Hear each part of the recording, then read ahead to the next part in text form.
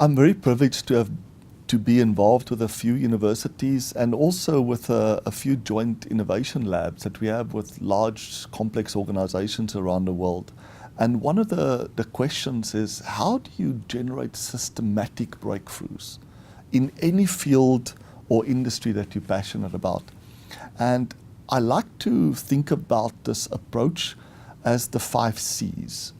So what do we mean by 5 C's? The first step whenever we try to make a systematic breakthrough in an environment is to identify a consequential problem in that environment or industry or field.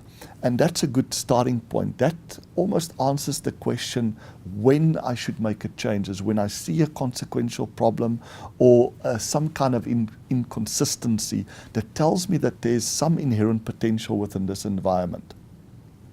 The second C is to try to think about what are the parts of the system that's important to really understand, and that's called classification.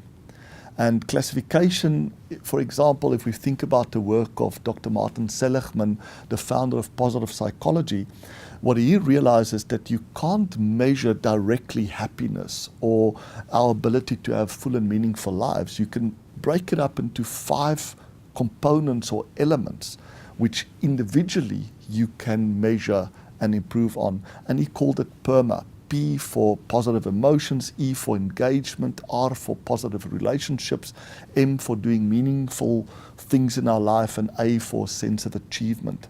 And that's what classification is. It's coming up with a new and useful way of defining the parts, and that often helps us to make these systemic breakthroughs.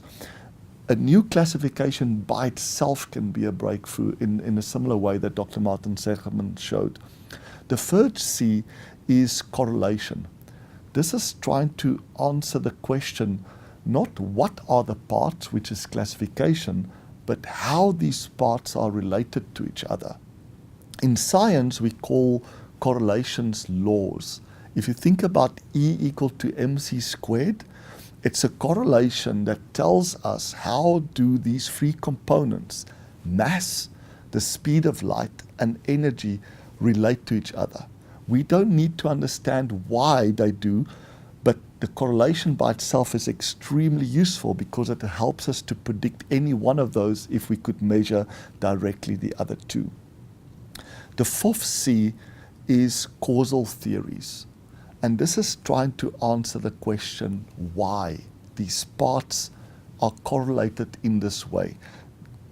And that is the highest level of understanding within science. We tend to call this theories. So it's a good explanation about why these parts relate to each other in some way. For example, if we take the example further from positive psychology, we have these 5 elements in our life that ultimately determines our happiness. To what extent we're experiencing positive emotions, to what extent we are engaged in the work that we do, to what extent we are fortunate to have positive relationships with our colleagues, with our life partners, with our children, to what extent we have meaningful work and have a sense of achievement. But why do they relate to each other in a very interesting way is that they all consume the same scarce resource, which is our limited attention. And that helps us to understand why, if we pay too much attention trying to get a sense of achievement by playing golf or becoming good at sailing, why it can cause the other 4 to start going down. So that understanding that it's our limited attention that defines how these elements are correlated are extremely important. The last C is how to capitalize on any of the 4 above insights. We can also call it maybe commercializing any of those insights into generating products or services or patents that can really help people benefit. And that's a systematic way of making breakthroughs in any environment, whether you are trying to do a PhD in a field or industry that you're passionate about, or whether you are a senior manager in an organization and you want to make a breakthrough within your area of responsibility. Start off by looking at the first C. What is a consequential problem that people either weren't aware of, or completely underestimate, and look at the consequences if that problem continues, or the positive consequences if we could solve it. Then think about the classification side. What are the parts that we need to understand to better understand this problem?